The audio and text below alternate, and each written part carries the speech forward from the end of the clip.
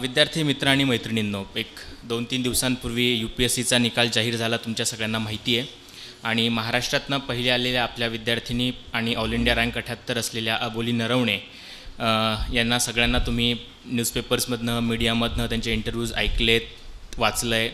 त्यांचा अभ्यास, त्यांचा ऑप्शनल आणि बाकी सगळे, त्यांचा आयडॉल, या सगळ्या गोष्टी तुम्ही ऐकलेल्या आहात. पण आता प्रत्यक्ष संधी आपल्याकडे आत्ता आलेली आहे की त्यांच्याशी प्रत्यक्ष संवाद साधण्याची. इथेच बसायच्या, हेच सर होते, तुमच्यासारखंच ध्येय त्यांचं होतं, अभ्यास करायचा आहे आणि IAS व्हायचं आहे. त्यामुळे तुम्ही आज तुमचे जे मनामध्ये आहेत त्याची पूर्ती तुम्ही इथे पुढे अबोली नरवणेंच्या रूपाने बघताय. त्याच्यामुळे अधिक फॉर्मॅलिटीज आणि कसलाही वेळ न घालवता तत्पूर्वी फक्त मी तुकाराम जाधव सरांना विनंती करेल की त्यांनी अबोली आणि सरांचा या ठिकाणी स्वागत करावं. अबोली नरवणे यांचे वडील पण या ठिकाणी उपस्थित आहेत.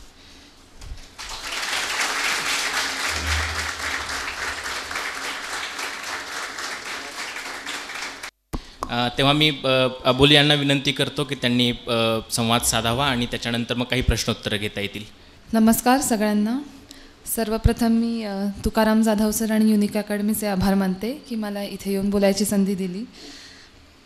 खरं सांगायचं तर मी पुण्याला, मी IRSमध्ये आत्ता आहे नागपूरला, NADT national academy of direct taxes. मागच्या वर्षीच्या रँकमुळे मला IRS मिळालं होतं आणि मी एका खरं तर वेगळ्याच कामासाठी पुण्यात आले होते, एक मैत्रिणीची एंगेजमेंट वगैरे अटेंड करायला.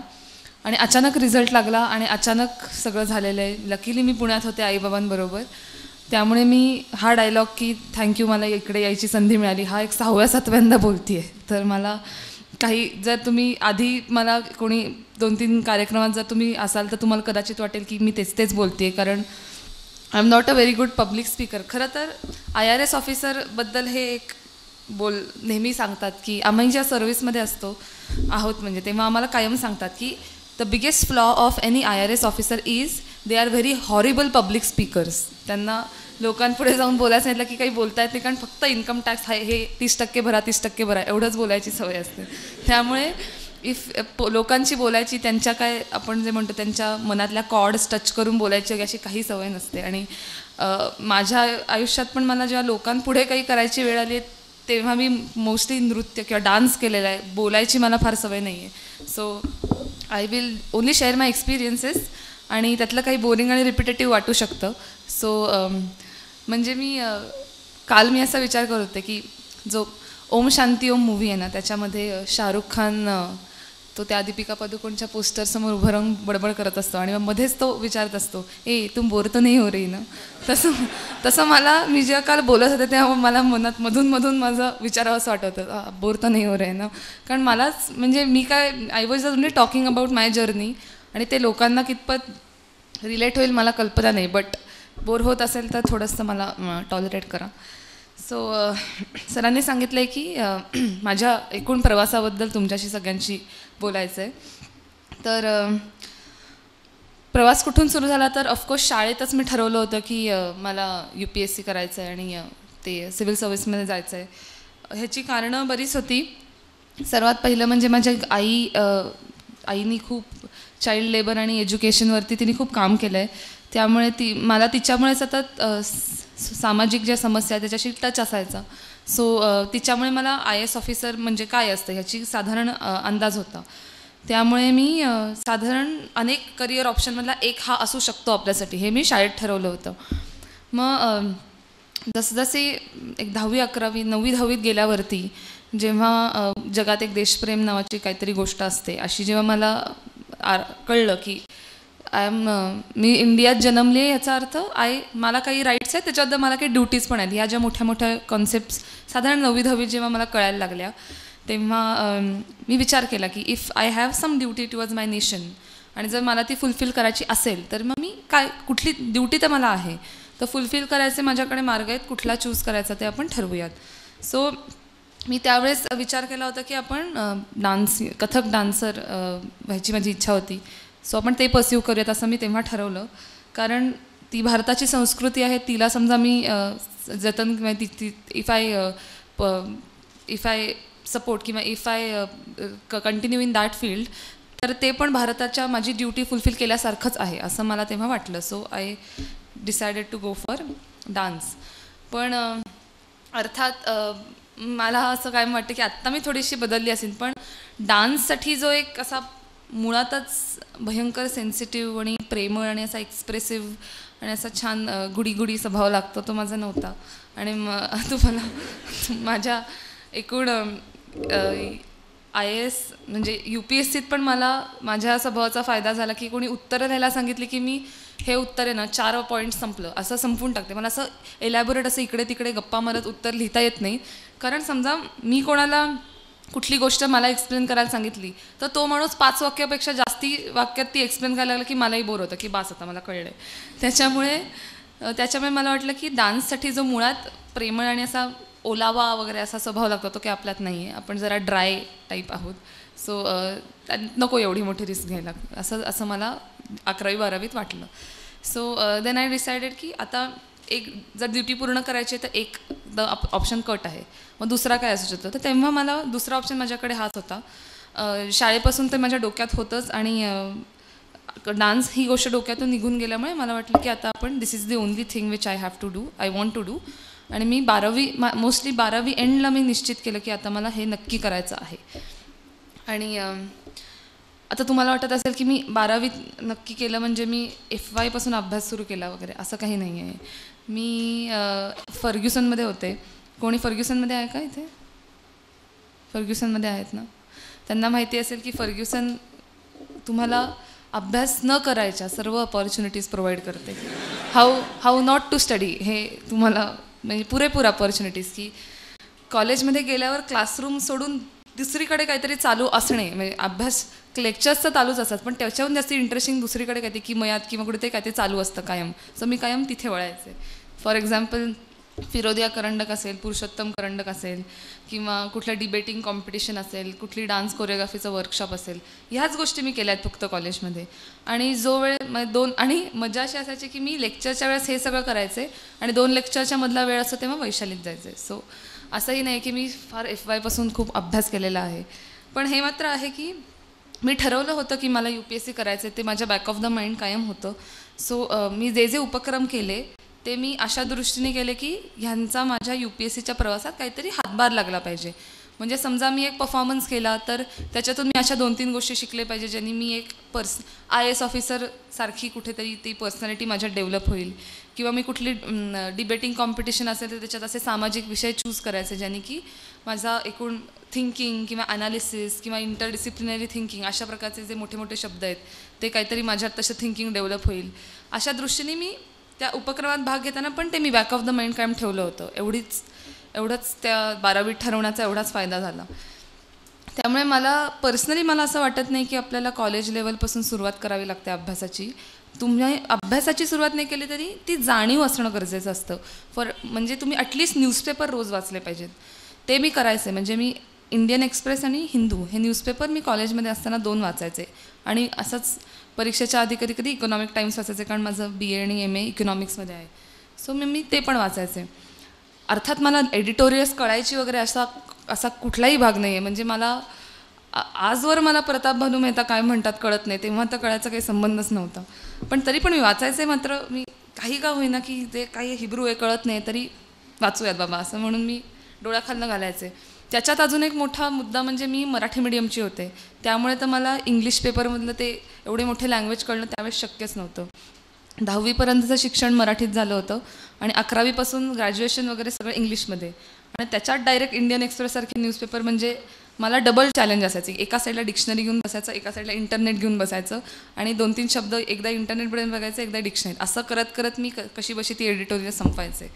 पण त्यामुळे ॲटलिस्ट माझा टच राहिला होता की परीक्षा द्यायची आहे तर हे मुद्दे हे समस्या आपल्या देशाच्या आहेत बाबा, एवढं तरी मला ते 3 वर्ष कॉलेजचे मी डोक्यात ठेवलं होतं. आणि सिस्टमॅटिक अभ्यास मी कॉलेज नंतर सुरू केला. म्हणजे ग्रॅज्युएशन झाल्यावरती MA बरोबरच मी UPSCचा अभ्यास सुरू केला. तर असा एकूण म्हणजे तुम्हाला वाटत असेल की ठरवलं होतं 12वीत अभ्यास केला होता सुरू, बरोबर ग्रॅज्युएशन नंतर 1 वर्ष अभ्यास केला. ग्रॅज्युएशन पण BAचं आहे, economics graduate, political science optional, political science पण माझा BAला विषय होता, मार्गदर्शन उपलब्ध होतं आणि दुसरं काहीच काम नव्हतं. त्यामुळे म्हणजे घरी बसून छान अभ्यास करायचे, घरापासून लांबे वगैरे असंही काही नाही. So everything was kind of tilting towards idealism. That everything was kind of perfect in my life, that I decided well in advance. I had coaching, I had my home, I had parents with me. So it was kind of ideal. So तुम्हाला असं वाटत असेल की म्हणजे पहिल्या अटेम्प्टमध्येच खरं तर अशा केसमध्ये यश मिळायला पाहिजे, पण असं अजिबात झालं नाही. I failed in prelims in my first attempt. So आणि असंही नाही की काय 2 मार्कांनी वगैरे, मी 20-25 मार्कांनी आरामात फेल झाले होते. आणि त्याचं कारण अर्थात CSAT, की मॅथ्स म्हणजे BAच्या लोकांना माहिती असेल की मॅथ्सची आपलं किती छान रिलेशन असतं. एकदम मला काही संबंधच नव्हता मॅथ्सशी कधी, आणि मला कायमच मॅथ्सची भीती असायची. आणि ते टाईम डिस्टन्स स्पीड वगैरे तर मला बेसिक इक्वेशन फक्त माहिती होतं, ते अप्लाय कसं करायचं मला आजवर कळत नाही. बट ठीक आहे, तर मी पण CSATमध्ये माझा स्कोअर कमी होण्याचं कारण होतं कॉम्प्रिहेन्शन. त्याच्यात माझे जे जे चुकले होते ते सगळे कॉम्प्रिहेन्शनमध्ये चुकले होते. आणि याचं कारण असं आहे की मी कुठल्याही बाबतीत I tend to over think a lot. म्हणजे समजा मला काही वाचायला दिलं तर मी, जसं मी म्हणले की कुठल्याही मी गोष्टी अशा इझिली घेत नाही, म्हणजे असा किंवा गोष्टींकडे बघायचा दृष्टिकोन माझा असा सिम्पल नाही, असा सेन्सिटिव्ह कधी कधी नसतो, तो खूप ड्राय कधी कधी होतो. त्यामुळे मी जेव्हा कॉम्प्रिहेन्शन वाचायचे तेव्हा मी त्याचा त्यांना म्हणायचा आहे तो असा सिम्पल आणि अर्थ माझ्याकडून कधी निघायचा नाही. मी तो एवढं सोपं उत्तर कसं असू शकतं, नाही हे नाही हे असेल असं म्हणून मी आज चुकीची उत्तर मार्क करून आले होते. की मला वाटतंय हे उत्तर सिम्पल आहे आणि म्हणजे हे उत्तर किती ऑब्वियस वाटतं या कॉम्प्रिहेन्शननंतर, पण आपण तर UPSCची एक्झाम देतोय, मग एवढं सोपं उत्तर कसं असेल, खोडा चुकीचं, असं करून मी 10 प्रश्न चुकवले होते. आणि हे माझ्यातलं म्हणजे हा माझ्यातला खूप मोठा विकनेस आहे. म्हणजे जर if I have to talk about my weakness, first weakness will be anxiety. की मला तो पेपर मी UPSCबद्दल कायम विचार करते की the prelim is like your one day match, mains is like test match and interview is like T20. म्हणजे interview तुमचा दिवस असतो, तुम्ही त्यावेळेस छान खुश असाल, ते खुश असतील, त्यांचं जेवण झालं असेल, त्यांना झोप येत नसेल, त्यांचा फ्रायडे नसेल वगैरे, तर ते खुश असतात, मग आपणही खुश असतो, मग तेही खुश होऊन आपल्याला चांगले मार्क आहेत. सो T20 इज इफ तुमचा दिवस असेल तर तुम्ही जिंकता. वन डेला दुसरी इनिंग्स तरी मिळते की चला GS वाईट झालं तर CSATमध्ये काहीतरी मार्क असं तरी असं. आणि test mains is like test match, की एक दिवस मी वाईट खेळले तर दुसऱ्या दिवशी मी भरून काढू शकते, आणि तेवढा टॉलरन्स पेशन्स असावा लागतो. आणि मुंबईमध्ये मी माझी मेन्स लिहिली तर तिकडे तर अक्षरशः म्हणजे उकाडा पण इतका असायचा, म्हणजे डिसेंबरमध्ये पण इतकं उकडायचं की ते सस्टेन करून तुमचा पेशन्स ठेवून अगदी घाण एसे लिहिला आहे, घाण GS1 घाण गेला आहे तरी GS3 चांगला. So it's like a test match. तर जी प्रिलिमला अँझायटी लेवल हँडल करावी लागते ती मला त्यावेळेस जमली नाही. So that is my biggest drawback. म्हणजे तुम्ही पेपरात वाचलं असेल की मी नेहमी सगळीकडे सांगितलं की सचिन माझा आयडॉल आहे, सचिन तेंडुलकर. सो माझी इतकी मला अँझायटी असायची की तो खेळायला आला की मी पहिल्या 2 ओव्हर्स त्याच्या बघायचेच नाही, की तो आऊट झाला की मला टेन्शन येईल, म्हणजे तो खेळतो याचंही मला टेन्शन यायचं. इतकी माझी अँझायटी लेवल उगाच हाय असायची लहानपणापासून. सो त्याच्यामुळे मी ती I couldn't tackle that particular 3 hours in my first attempt.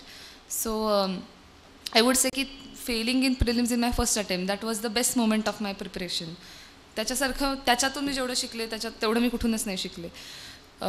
कारण एकतर मला डिस्टिंक्शन तरी ॲटलिस्ट, म्हणजे मी असं भाव खात नाही आहे, पण ऑफकोर्स आपण पुणे युनिव्हर्सिटीचे स्टुडंट्स आहोत, तुम्हाला माहिती आहे की डिस्टिंक्शन मिळवणं काही फार कौतुकास्पद गोष्ट नाही आहे.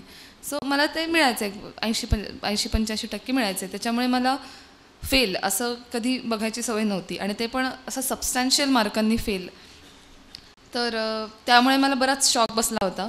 बट त्याच्यातून मी खूप काय काय शिकले की म्हणजे UPSCच्या कुठल्या माझ्या अचिव्हमेंट्स म्हणायच्या असतील तर मी ते काय महाराष्ट्रात पहिली किंवा IAS वगैरे ह्या अचिव्हमेंट नसून माझ्या जर अचिव्हमेंट सांगायचे असेल तर मी पहिली अचिव्हमेंट ही सांगेन that I learn to tackle anxiety at all counts.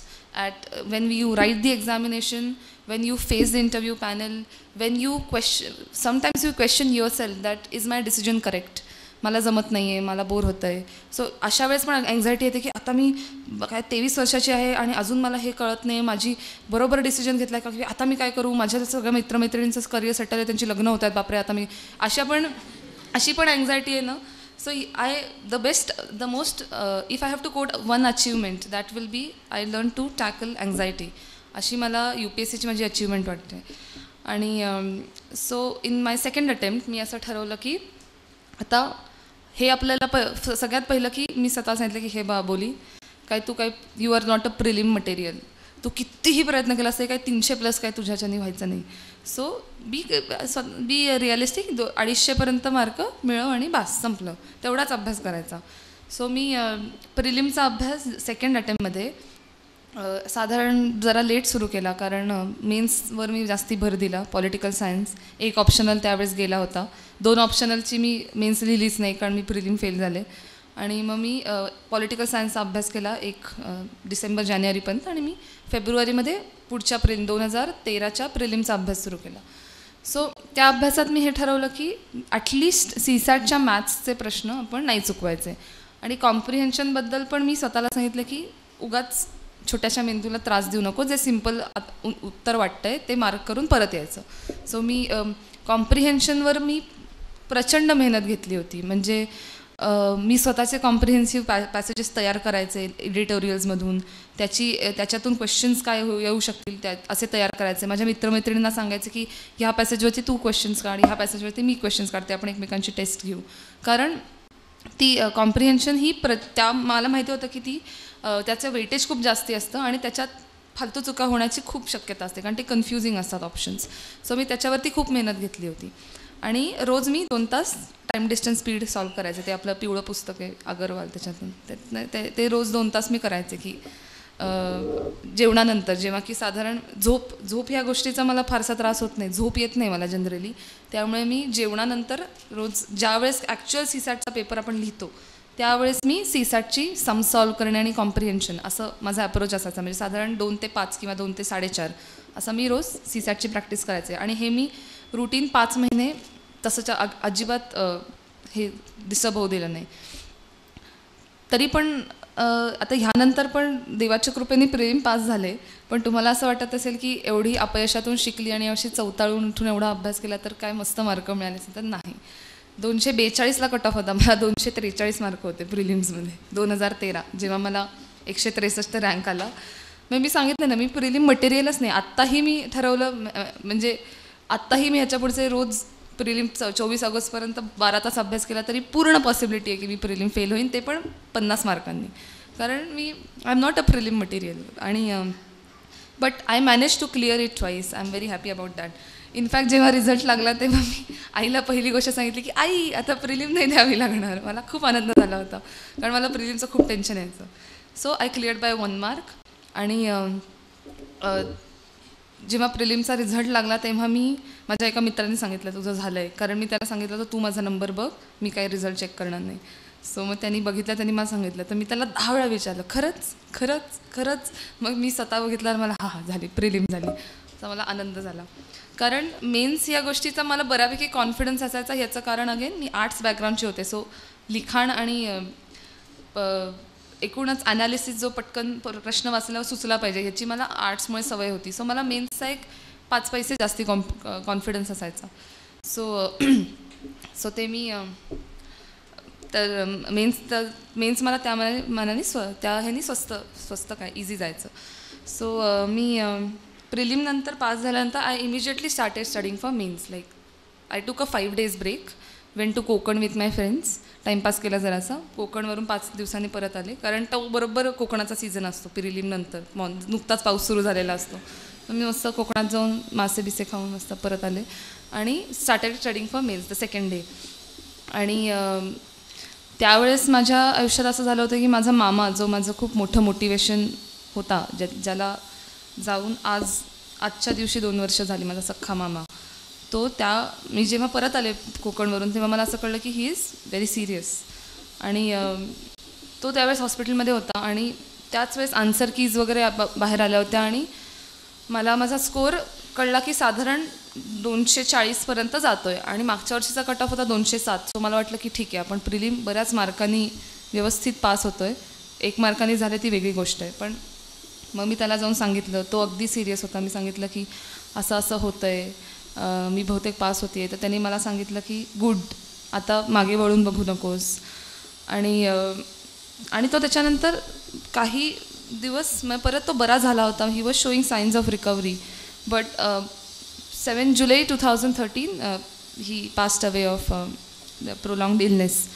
So that was a big shock for me, कारण माझी आई आणि माझे मामा हे दोनच असे व्यक्ती होते की ज्यांच्यामुळे मला UPSC बद्दल म्हणजे देवर माय सोर्सेस ऑफ मोटिवेशन. माझा मामा प्रबोधिनीचा कार्यकर्ता होता. त्यांनी खूप काम केलं आहे प्रबोधिनीसाठी. अक्षरशः 10 वर्ष घराबाहेर राहून दुसरं काहीच करायचं नाही, त्यांनी खूप काम केलं होतं. So he was my source of motivation.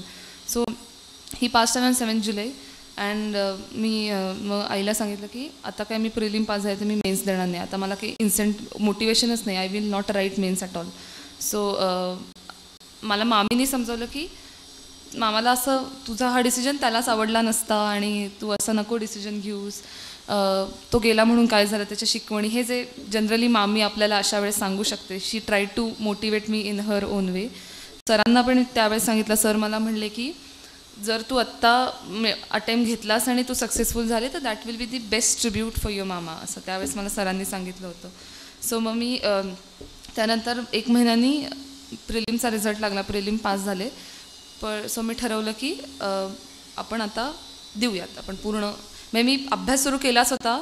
मी जसं म्हणले की मी कोकणहून आल्या अभ्यास सुरू केला. मामा आजारी असताना पण मी अभ्यास करायचे. फक्त तो गेल्यावरती माझ्या अभ्यासात एक 20 दिवसांचा ब्रेक पडला की काही माझ्याच्याने काही होतच नाही आहे. मला झोपेत स्वप्नात तो दिसायचा वगैरे, असं बराच मला त्रास झाला होता. So 20 days I did not study at all. But when the result came, मला मी ठरवलं की सगळ्यांची इच्छा आहे, मामाची पण तीच इच्छा असली असती, सो आपण आता करूयात अभ्यास. सो मी परत 1 ऑगस्टपासून वगैरे जोरात अभ्यास सुरू केला. आणि मला वाटतं की तो जो ऑगस्ट, सप्टेंबर, ऑक्टोबर, नोव्हेंबर हे तो जो अभ्यासाचा माझा काळ होता, त्यावेळेस मी जेवढा अभ्यास UPSCचा केला तेवढा मी कुठल्याच सीझनमध्ये केलेला नाही आहे. म्हणजे 2012च्या प्रिलिमच्या आधी पण नाही, 2012च्या मेन्सच्या प्रिपरेशनच्या वेळेस पण नाही, आत्ताच्या अटेम्प्टच्या कुठल्याच प्रिपरेशनला नाही. त्यावेळेस मी जो अभ्यास केला होता 2013च्या मेन्सच्या आधी, तेवढा दॅट वॉज द सगळ्यात टफ किंवा I was very tough on myself. मी खूप त्यावेळेस अभ्यास केला. The reasons for there were many reasons. First thing is I was recovering from this shock. Second reason is जे मी सांगितलं की फेसबुक उघडल्यावर ॲटलिस्ट 4 मित्रमैत्रिणींची लग्न झालेली असायची, ॲटलिस्ट 10 लोकांना नोकरी मिळालेली असायची, कोणाची तरी स्टेटस असायची की I got my first salary today, such a wonderful feeling वगैरे असे स्टेटस. त्यामुळे मी नाही आता झालंच पाहिजे वगैरे असे there were many reasons. So I studied a lot in that period.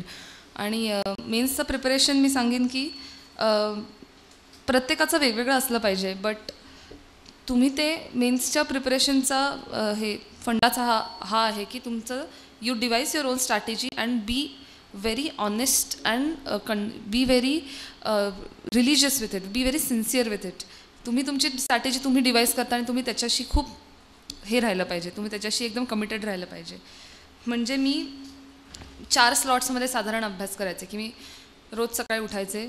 मी माझ्या व्यायामात कधीही खंड पडू दिलेला नाही, आजवरही नाही.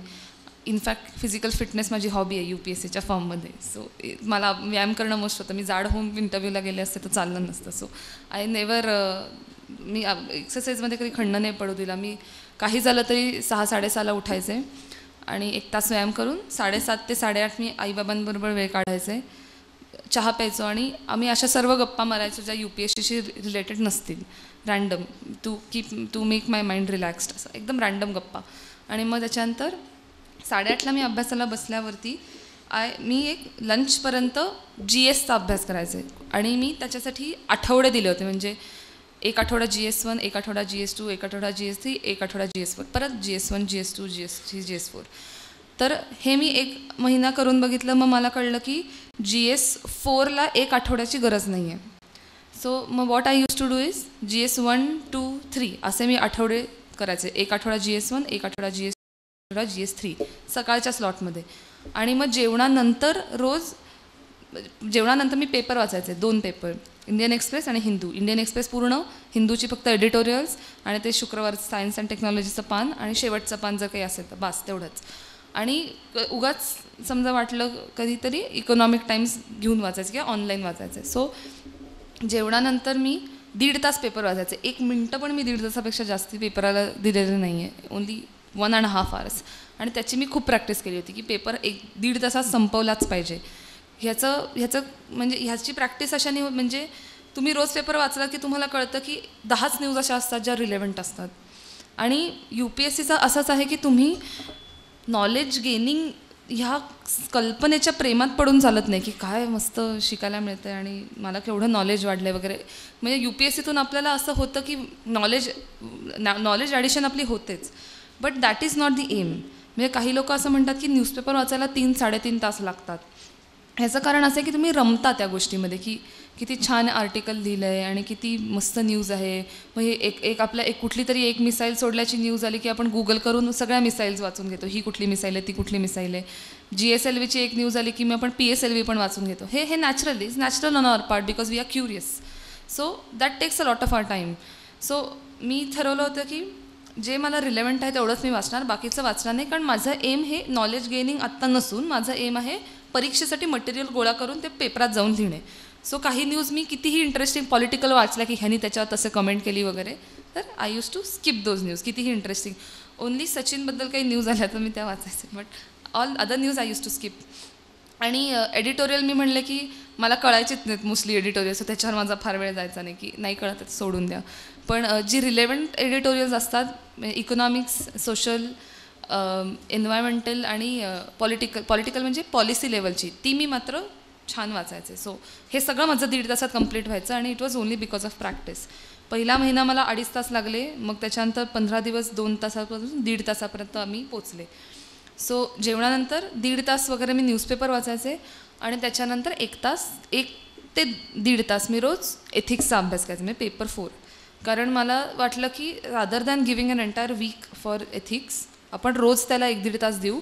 कारण त्याच्यात काही अभ्यासाला फारसं म्हणजे इट्स मोर अबाउट थिंकिंग की वेगवेगळे लोकांचे कोट्स वाचणे किंवा स्वतःला विचारणे की ही सिच्युएशन असते तू कशी बाबा रिॲक्ट झाली असतीस वगैरे. This is all paper 4 is about. वेळ मिळाला तर आपण त्याच्या स्ट्रॅटेजीबद्दल सविस्तर नंतर बोलू. बट असं मी करायचं की I use to devote 1.5 hour every day for ethics paper. आणि मग फर्स्ट स्लॉटमध्ये GS, सेकंड स्लॉटमध्ये न्यूजपेपर प्लस एथिक्स. मग मी अजून एक छोटासा ब्रेक घ्यायचे, 4:30-4:30ला टी ब्रेक. आणि मग त्याच्यानंतर 4:30पासून मी ऑप्शनलचा अभ्यास करायचे रोज, म्हणजे 4:30 ते 8:30 वगैरे एव्हरी डे. 8:30 नाही, एवढं नाही, 4:30 ते 8, 7:30 एवढा वेळ मी ऑप्शनल करायचे. आणि ऑप्शनलला पण मी पॉलिटिकल सायन्स माझा ऑप्शनल होता, त्याला पण मी जो वीकली पॅटर्न वापरला होता, म्हणजे एक वीक पेपर 1चे थिंकर्स, दुसरा वीक पेपर 1ची थिअरी, तिसरा वीक पेपर 1 सेक्शन 2 जे IGP आहे, जे GS2 तो आठवडा आणि मी GS2चा आठवडा क्लब करायचे. कारण GS2चा आणि पॉलिटिकल सायन्स पेपर 1 सेक्शन 2चा सिलेबस सेम आहे.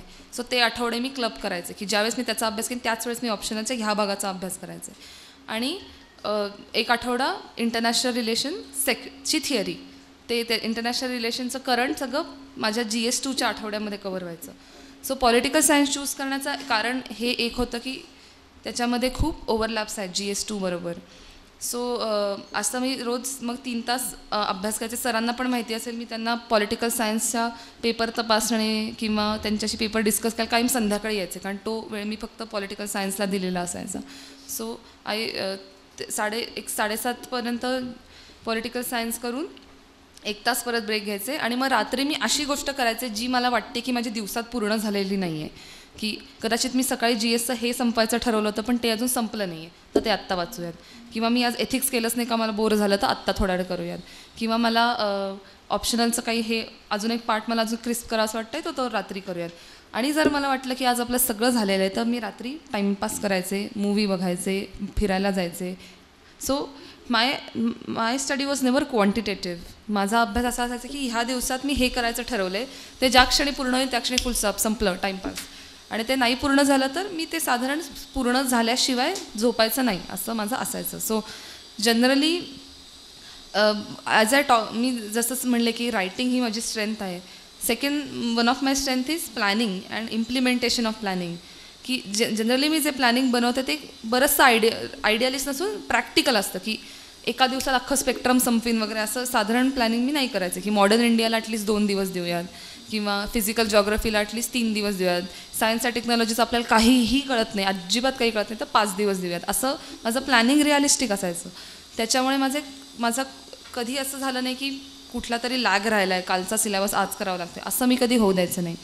दिस is one of my strength की planning and implementation of that planning. So ही गोष्ट जसं मी तुम्हाला सांगितलं की मला मेन्सचा अभ्यास खूप मी एन्जॉय केला आणि that was a best period of my that was a toughest. I was very tough on my self and very sincere.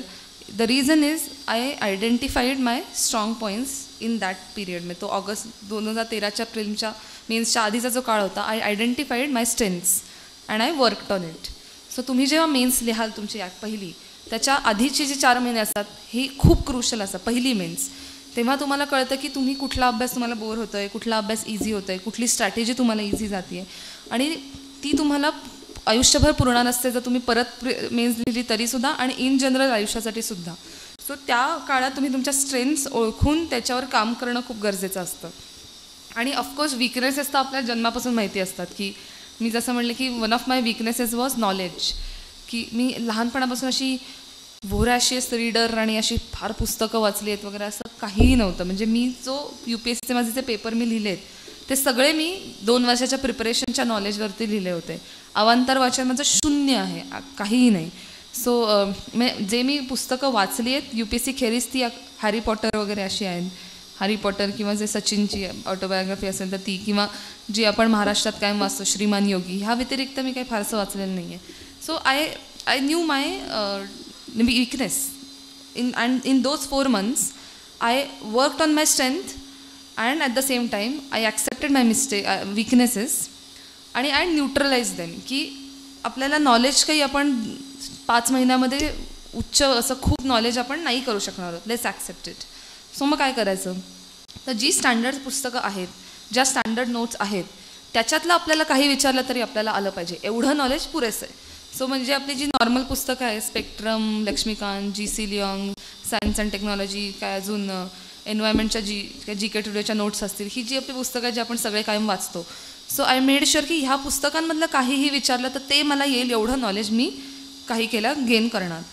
So I work really hard on all these books. म्हणजे लक्ष्मीकांत हे जर एक दिवस मी timepass म्हणून actually estimate काढला होता की किती वेळा मी ते पुस्तक वाचलं आहे, तर साधारण एक मी माझ्या 3 वर्षाच्या प्रिपरेशनमध्ये मी 35 to 36 एवढ्या वेळा मी ते पुस्तक अख्खं वाचलं आहे.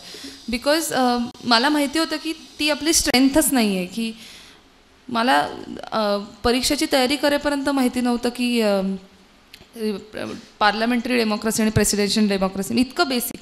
So you have to accept that you are completely zero at it and that's why when you accept that you are nothing then you work really hard on your weaknesses.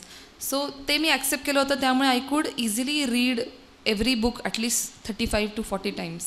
आत्ता माझ्या 2 वर्षाच्या प्रिपरेशनमध्ये मी ती प्रत्येक पुस्तक इतक्या वेळा तरी वाचलं असेल. सो मेन्सच्या अभ्यासाचा मी म्हणते की हा फायदा होतो जर तुम्ही तो अभ्यास मी जसं म्हणलं की तुम्ही स्ट्रेंथ विकनेस असा ह्यातला बॅलन्स डोळ्यासमोर ठेवून केला तर तुम्हाला त्याचा उपयोग असा होतो की तुम्हाला लाईफ लाँग पुरतं. लाईफ लाँग तुम्हाला माहिती असतं की कुठलीही प्रोजेक्ट मी हातात घेतला, कुठलीही पॉलिसी मी इम्प्लिमेंट करायला गेले तर माझा हा विकनेस असणार आहे आणि ही स्ट्रेंथ असणार आहे. हे तुम्हाला UPSCच्या मेन्सच्या प्रिपरेशनमध्ये कळतं, असा माझा पर्सनल अनुभव आहे. तुम्ही जेव्हा मेन्स द्याल तेव्हा हे नक्की डोक्यात ठेवा. सो मुव्हिंग अहेड, मेन्स माझी झाली. मेन्सचा माझा स्कोअर काही फारसा चांगला नव्हता कारण एसे या एकाच पेपरात मला खूप कमी मार्क होते. बाकी पेपरात मला ॲव्हरेज आणि अबव ॲव्हरेज होते, बट एसेमध्ये कमी होते. याचं कारण असं that essay was comparing gross domestic product and gross national happiness, तो एसे होता.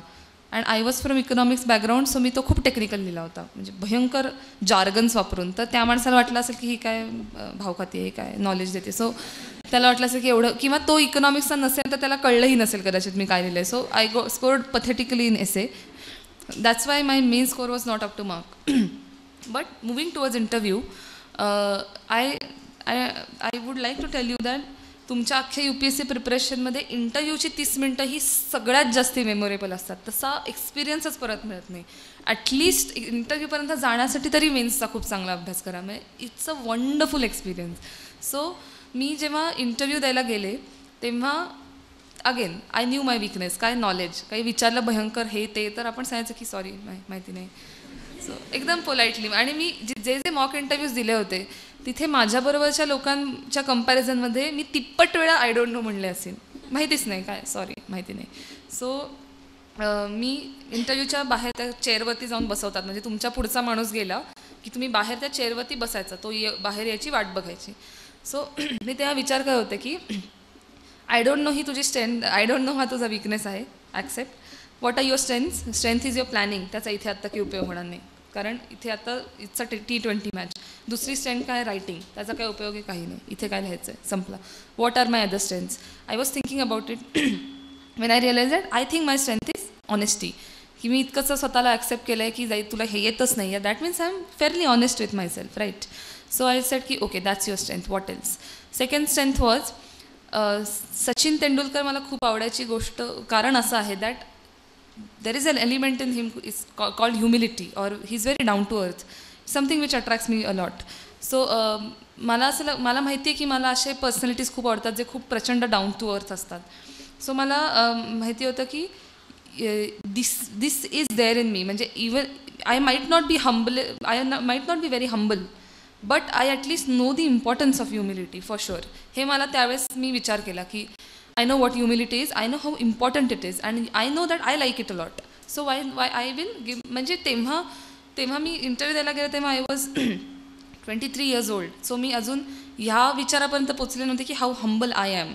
आय वुड से की I was still a child in my mind. I did not know की ह्युमिलिटीच्या कुठल्या लेवलपर्यंत मी पोचली आहे वगैरे, एवढं मला माहिती नव्हतं. सो मी स्वतः सांगितलं की तू असशील कदाचित हंबल, हे तुला माहिती नाही, but you definitely like being humble. So मी हे स्वतःला इंटरव्ह्यूच्या बाहेर बसले तेव्हा सांगितलं. एवढा विचार करेपर्यंत माझा आज जायची वेळ आली. So I went in Alka Sirohi. दोन्ही वेळेस मला त्याच मिळाल्या. आत्ता पण 12 जूनला अलका सिरोहीच होत्या, मागच्या वेळेस पण 16 एप्रिल अलका सिरोहीच होत्या. सो आय वेंट इन, आणि Alka Sirohi ma'am is one of the most, I would से, म्हणजे हा वर्ड असा तुम्ही हे नका घेऊ की असा take it in one of the most beautiful officers. म्हणजे when you look at her, त्यांच्या मागे असा एक ऑरा जो आपण म्हणतो ना actual, you can feel it in त्या अशा कामली बसलेल्या असतात, कायम त्यांच्या चेहऱ्यावर एक छोटीशी स्माईल असते. And Wien she ask question, she ask in very polite, very sweet voice. आणि त्या तुम्हाला सांगतात की त्या तिकडे तुम्हाला ग्रिल करायला नसून she is there to get the best out of you. She makes you realise, and she is one of the most beautiful and graceful IAS officers as per me. So मी गेल्यावरती मी पहिल्यांदा अशी मंत्रमुग्ध झाले होते की such a beautiful lady man. आणि मग त्यांनी मला बसायला सांगितला, प्रश्न विचारला. पहिल्या प्रश्नाचं उत्तर त्यांनी मला विचारलं, ट्रेकिंग माझी हॉबी होती, तर काय ती बेसिक म्हणजे कुठे गेली होती सगळं मी सांगितलं. दुसरा प्रश्न मी सांगितलं पीर पंजाल. त्यांनी दुसरा प्रश्न विचारला, पीर पंजाल रेंज कुठे सुरू होते आणि कुठे संपते? I don't know. लगेच सर मॅम सॉरी माहिती नाही. कुठे आहे हे तरी माहिती आहे का? म्हटलं हिमाचल. मग तुला माहिती असली पाहिजे कुठे सुरू होते कुठे संपते. Sorry ma'am. मग दुसरा अजून एक प्रश्न आहे, ट्रेकिंगवरती का ते टेक्निकल विचारला. I don't know. म्हणजे सुरुवातच म्हणजे 3-4 आय डोंट नोनी सुरुवात झाली होती. इफ्प्रीमध्ये काम केलं आहे, कोडेक्स काय माहिती आहे का? I don't know. सो माझ्या इंटरव्ह्यूची सुरुवात माझ्या कम्प्लीट विकनेसनी झाली होती, but later on it turned out to be really well, because as I said ज्या माझ्या स्ट्रेंथ होत्या की मी प्रत्येक उत्तर खूप ऑनेस्टली दिलं होतं. की त्यांनी मला विचारलं होतं फेमिनिझमबद्दल काही उत्तर, तर फेमिनिझम तर फारच हृदयाजवळचा विषय असल्यामुळे फार मी मनापासून त्याचं उत्तर दिलं होतं. आणि one more thing which I realise during my interview, which is my strength, I thought this is something which I realise during interview was I tend to get very, म्हणजे जरी मी म्हणले की मी I am not a very emotional, जे डान्ससाठी असावं लागतं, तसं जरी मला वाटत होतं, तरी during interview I realise that I am very emotional towards most of the problems faced by my country. म्हणजे त्यांनी जेव्हा मला फिमेल इन्फंटिसाईडबद्दल विचारलं किंवा in general condition of women, और जे आपल्याकडे त्यांनी मला विचारलं की आपल्याकडे जी रिझर्वेशन सिस्टीम आहे हाऊ इफेक्टिव्ह इट इज, म्हणजे ती स्त्रीला त्याचं खरं बेनिफिट मिळतो का? तर आपल्याला सगळ्यांना माहिती आहे की त्या रिप्रती जी स्त्री असते तिच्या मागून तिचा नवरा किंवा तिचे सासरे हे सगळे सूत्र कंट्रोल करत, हे आपल्या सगळ्यांना माहिती आहे. So when I was talking about it, I got very sensitive that literally, म्हणजे if 53% of women in India, they are anemic. Anemia is such a, म्हणजे आत्ता मी मध्ये डॉक्टरकडे गेले, त्यांनी मला सांगितलं तुला आयर्न डेफिशियन्सी. ह्यावरून माझी आई केवढी पॅनिक झाली होती. आयर्न डेफिशियन्सी म्हणजे ॲनिमिया, तर त्याची उच्च स्टेज आहे. सो आयर्न डेफिशियन्सीमुळे मी एवढी पॅनिक झाली होती. ते आता ॲनिमिक आहेत, म्हणजे त्यांच्यात कितीतरी % हिमोग्लोबिन नाहीच, म्हणजे काय 8-9 वगैरे count. It's a very painful thing. And when I was talking about it I realise की आय एम सो वरीड की हो, it's a very serious issue. And I started quoting statistics. I started quoting many people की ते असं म्हणले होते. I started giving case studies की पंजाबचा हा हे मुद्दे आहेत. And I think it was reflected in my answer that I am सुपरली worried about this issue. That it's a very when a small child, like I have a niece and we have female infanticide, and I can't imagine a small girl being killed. It's such a painful thing. I have my niece. जर तिच्या बाबतीत मी असा विचार केला तरी मला वेळ लागेल. So when I was answering, maybe she could feel that I am very much sensitive towards this issue. So that's why my interview turned out to be really well. And I scored pretty well in interview. 201 माझा score होता. So that is the reason I got 163 rank. So interview नंतर जेव्हा मी बाहेर आले तेव्हा मी I started crying. मला वाटलं माझा इंटरव्ह्यू खूप वाईट गेला आहे. मी खूप गोष्टींना आय डोंट नो म्हणले होते. आईबाबांना आठवतं आहे की मी असा चेहरा करून बाहेर आले, मला काही झालेलं नाही आहे. मी घरी जाऊन आता माझी नेट क्लिअर झाली, आता मी प्रोफेसरशिपचा जॉब शोधते, आता मला काही अशी माझी रिॲक्शन होती. So I was pretty disappointed after the interview, but after getting good marks, मला कळलं की interview is all about being honest and all about being concerned towards your nation. आणि त्यांनाही तेच हवं असतं की किती माहितीपेक्षा तुम्ही किती जाणीव आहे तुम्हाला तुमच्या कर्तव्यांची, हे त्यांना हवं असतं. म्हणजे एक वाक्य मी ऐकलं होतं की you become an IAS before you become an IAS. ठीक आहे, असं एक वाक्य आहे. सो ह्याचे 2 अर्थ निघू शकतात की इधर तुम्ही स्वतःला पॉलिटिकल सायन्स ऑप्शनल किती जणांचं आहे, त्याच्यात एक फिलॉसॉफर किंग नावाची कॉन्सेप्ट आहे प्लेटोची, की फिलॉसॉफर किंग म्हणजे असा माणूस जो सर्वज्ञानी असतो. So if you think that you are already capable of being an IAS officer, you already have all these qualities, you are almost a philosopher king and it's only about an exam which I have to clear and then I am ready to rule the world. So some people tend to get over confident, may be because of their academic record जे पूर्वी त्यांचं होतं, त्याच्यामुळे त्यांना वाटू शकतं की of course यार मी कसा फेल होईन, असं असू शकतं. सो ही एक त्याची बाजू आहे की you tend to think about your self as an IAS officer before you in fact clear the examination. ही एक साईड आहे. आणि दुसरी साईड अशी आहे that to take it in a positive way, that you start thinking your self as an IAS officer before you become IAS. जो माझा problem असायचा की मी स्वतःबद्दल कधी कॉन्फिडंट नसायचे की एवढी मोठी परीक्षा मी पास होईन, ज्या IAS ऑफिसर्सना मी भेटले होते त्यांच्यासारखी मी कधी होईन, असा मला स्वतःवर कधी कॉन्फिडन्सच नसायचा. सो ह्या वाक्याचा मी असा अर्थ काढला that Aboli you have to at least become an IAS in your mind before you actually become IAS. You at least have to think about your self as becoming an IAS officer, then only you can actually make it happen. So असा मी त्याचा अर्थ घेतला. So this is, I think, what I mean by honesty. That I knew that I am not very. I was not very happy. My knowledge levels were not very high, and I never thought that I'm capable of being a collector. So I was honest की नाही बाबा नाही जमणार आहे. So I thought that let's make condition yourself that yes you can. So मला वाटतं interview नंतर मला ह्या गोष्टी 2-3 कळल्या that honesty and sensitivity is very very very important for interview also and in general in your life also. So that's why I scored pretty well in interview. And result नंतर मग मी foundation course नाही join केला, परत prelim दिली. I am sure मी परत ती अशा अर्ध्या वगैरे मार्कांनी पास झालेली असणारी. असं आहे अत्यंत बिकट घाणेरडा स्कोर होता माझा, काहीतरी 200 आठवत पण नाही, पण I must have scored cleared by 1 mark. आणि मग त्याच्यानंतर जो मी मेन्सचा अभ्यास केला that was entirely different from what I did in my first attempt. जर मी फर्स्ट अटेम्प्टमध्ये 12 तास केला असेल तर सेकंड अटेम्प्टमध्ये मी 7-8 तास केला होता. ह्याचं कारण असं की क्वांटिटेटिव्हली बरंचसं अभ्यासक्रम क्लिअर होता आणि मी 2013च्या आधी इतके एफर्ट्स घेतले होते की मी काही विसरणंच शक्य नव्हतं. म्हणजे माझ्यामध्ये लॉजिक किंवा नॉलेज लेवल किंवा ॲनालिसिस या सगळ्या केपेबिलिटीज लॅकिंग आहेत. बट एक गोष्ट माझ्यात आहे ती म्हणजे memory. I generally don't forget things. म्हणजे लॉजिकल थिंकिंग तुम्हाला माझ्या सीसॅटच्या स्कोरवरून कळलंच असेल की शून्यच आहे जवळजवळ, लॉजिक आणि ॲनालिसिस काही मला जमत नाही. So what my strength was memory. So तो जेव्हा मी अभ्यास केला होता तो मला व्यवस्थित लक्षात होता. So I decided to work qualitatively, की ह्या प्रश्नाचं उत्तर मी हे लिहिलं होतं ज्यांनी मला 163 रँक आला, तर आता मी ह्याच्यात अजून काय गोष्टी ॲड करू ज्यांनी मला पहिल्या 90त येता येईल. सो अशा प्रकारचा अभ्यास केल्यामुळे मी अत्यंत अप्रोच बदलला होता, की I use to read many articles, I used to watch many TV debates, I used to interact with people. आणि मी प्रत्येक म्हणजे प्रत्येक इश्यूबद्दल मी अशा गोष्टी तयार केल्या होत्या की ह्या प्रश्नावरती काही उत्तर आलं तर मी ही केस स्टडी लिहीन, हा कोट लिहीन जो फक्त मी लिहिला असेल. That was my approach in the second attempt, की कुठल्याही प्रश्नावरती म्हणजे आपला जो GS चा सिलेबस आहे ज्याच्यात जे छोटे छोटे पॉईंट्स आहेत, म्हणजे ॲनिमल हजबंड्री, फूड प्रोसेसिंग वगैरे, क्रॉपिंग पॅटर्न, असे जे छोटे छोटे टॉपिक्स आहेत, मी प्रत्येक ह्याच्यावरती एक अशी केस स्टडी किंवा एक असा पॉईंट तयार केला जो फक्त मी लिहिला असेल.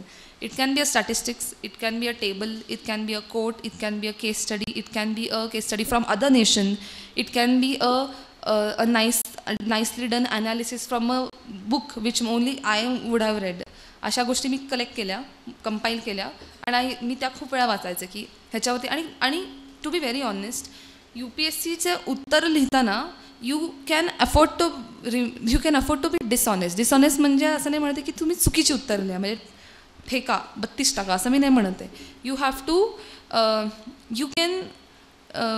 टू शो ऑफ की सॅनिटेशनवरती समजा मी एखादं छान केस स्टडी किंवा एखादे छान स्टॅटिस्टिक्स माझ्याकडे असतील IMR इन्फंट मोर्टॅलिटी रेटबद्दल, तर समजा मला एक हेल्थवरती प्रश्न आला तर ते टाकायचे की मी हे वाचलं आहे, मला ह्याच्याबद्दल हे माहिती आहे आणि I am showing off that I know this thing. This you can afford to, this you have to do. म्हणजे जर मी म्हणले that you have to be absolutely honest, but you have to be absolutely honest in accepting that you don't know something. If you know something related to it, don't hesitate to write it. तुम्ही UPSCचा funda असा आहे की तुम्ही look at it as a exam, that's it, something which you have to clear. Don't look at, मी जसं म्हणलं तुम्ही नॉलेज गेनिंग एक्सपिरियन्स म्हणून त्याच्याकडे बघितलात तर कदाचित सक्सेस थोडा उशिरा येऊ शकतो. It's an exam which you have to clear, you have to have correct approaches. If you have to score 6 marks in this answer, you have to write this. असा थोडासा approach materialistic cut to cut ठेवला पाहिजे. So मी असा approach घेतला होता की मी ह्या मेन्समध्ये माझी उत्तरं ही अत्यंत क्लिशड जरी असतील, म्हणजे काही प्रश्नांचे ॲनालिसिस जरी क्लिशड असेल तरी मी त्याची कन्क्लुजन किंवा त्याच्यातल्या 2-3 गोष्टी अशा लिहिल्या होत्या ज्या फक्त मी लिहिल्या असतील. So I think that is how I must have scored better marks in this mains. आणि अगेन ह्यावेळेस माझं इंटरव्ह्यूचं प्रिपरेशन फारच मस्त होतं, कारण I was in NADT, national academy of direct access, Nagpur. आणि माझं ऑन द जॉब ट्रेनिंग कॅलकटाला होतं. So I was in Calcutta till 2 June. My interview was on 12 June. सो नक्कीच तुम्हाला हे माहिती असेल की 2 जूनपर्यंत मी काहीच अभ्यास केला नाही. On the job training is like paid holiday. Government तुम्हाला तिकडे जाऊन मजा करायला 15 दिवस तुम्ही जाऊन एक रेड बीट टाकली मस्त एका ज्वेलर शॉपवरती आणि परत आले, काही अभ्यास केला नव्हता. सो आणि अर्थात तिकडे आत्ता कॅलकटाला IPL फायनल होती, जिकडे मुंबई इंडियन्स होते, जिकडे कोण सचिन आला होता. सो अर्थात मी तिकीट्स वगैरे अरेंज करून छान सचिनला वगैरे बघून आले, काही अभ्यास केला नाही. सो 2 जूनला मी परत आले. 2 जूनला मी ठरवलं की आता अभ्यास करूयात. अगेन नॉलेजची बोंब, पेपर वाचले नव्हते, काही 6 महिने फक्त टाईमपास केला in National academy of Direct ॲक्सेसमध्ये. त्यामुळे आता काय करायचं 10 दिवस. सो मग मी I worked on my DAF, ज्याच्या नोट्स तयार होत्या मागच्या इंटरव्ह्यूच्या, त्या डोळ्याखालून घातल्या, हॉबीज वगैरे. आणि ह्यावेळेस मी असं केलं की फायदा घेतला पूर्ण NADTचा. म्हणजे IRS ऑफिसर तुम्ही जेव्हा सर्व्हिसमध्ये जाता तेव्हा तुम्ही every person tends to impress you a lot. की एखादा LSEतून आलेला असतो, लंडन स्कूल ऑफ इकॉनॉमिक्स, एक असा 2 लाखाचा जॉब सोडून आलेला असतो, काही खूप खरंच काम करायची इच्छा असेल लोक असतात, काही मुळीच नसतात. म्हणजे काही अक्षरशः तुम्हाला असं म्हणून दाखवतात की ही सर्व्हिस घाण आहे कारण इथे लाल दिव्याची गाडी फक्त कमिशनर लेवलला. काही एकदम तुम्हाला मी काय स्वप्न ठेवून आले होते आणि हे कसले लोक आहेत असे असतात, आणि काही खूप चांगले लोक असतात. So people from different backgrounds. काही LSEचा होता, काही ज्यांनी PMRDFची स्कॉलरशिप मिळवून काम केलेले काही लोक होते, काही अत्यंत ग्रासरूटवरून खूप बिकट परिस्थितीशी झगडून आलेले लोक असतात. सो मी ठरवलं की लेट्स टेक ॲडव्हान्टेज ऑफ दिस. आणि मी प्रत्येकाशी जाऊन डिस्कस केलं वेगवेगळ्या इश्यूजवरती. म्हणजे जर इकॉनॉमिक्स ग्रॅज्युएट होती तिच्याशी जाऊन मी ह्याच्याबद्दल बोलले की आत्ताचे इकॉनॉमिक इश्यूज काय आहेत. एक त्या सार्क युनिव्हर्सिटी तो एक IDSA शिकवायचा माझा एक मित्र, त्याच्याशी जाऊन मी IR डिस्कस केलं. So this time my preparation was a dynamic. आता I was lucky that I was in IRS and that's why I could finish my preparation in 10 days because I had so much of people who could support me. So मी जसं मगाशी म्हणलं की माझ्या UPSC प्रिपरेशनच्या काही achievements आहेत, ज्या achievements आत्ता मी माझा रँक 78 आहे ह्या नसून जशी अँझायटी ही माझी एक अचिव्हमेंट आहे, तशी ही एक माझी अचिव्हमेंट आहे that I made really good friends because I cleared UPSC. I went to NIT. I made few friends and I realise the importance of interpersonal relationships. माझी आई मला कायम सांगते की आता माझी काय 35-36 वर्षांची सर्व्हिस आहे. माझी आई मला कायम सांगते की तेव्हा जेव्हा तू मागे वळून बघशील आणि तुला कोणी विचारलं की what are your achievements in life, so you will never say that becoming an IAS was my achievement. ती पॉलिसी इम्प्लिमेंट केली ही माझी अचिव्हमेंट होती. किंवा त्या मंत्राला जाऊन मी हे सांगितलं की हे तू करतोस ते बरोबर नाही, हे कर वगैरे. हे ती आई म्हणली की ह्या तुला कधीच अचिव्हमेंट वाटणार नाहीत.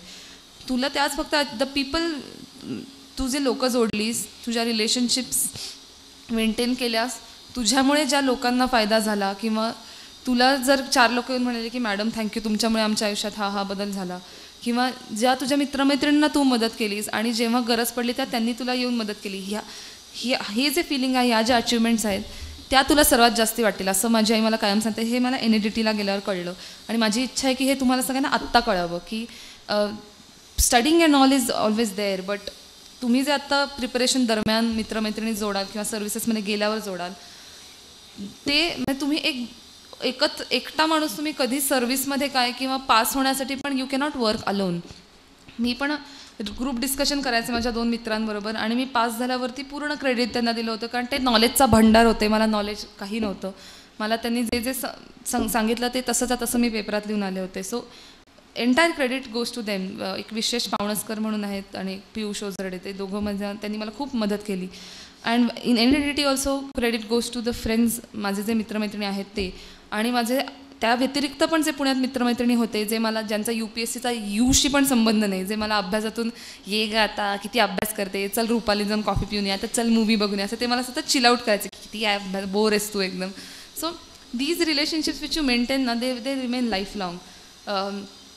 म्हणजे 3 इडियट्स बघितलं आहे ना, 3 इडियट्समध्ये एक डायलॉग आहे की तो आमिर खान पहिला आल्यावरती ते दोघं म्हणतात की ह्यूमन मेंटालिटी के बारे में आज हमने कुछ जाना है कि दोस्त अगर फेल हो जाए तो दुख होता है लेकिन दोस्त अगर फर्स्ट आ जाए तो और भी ज़्यादा दुख होता है.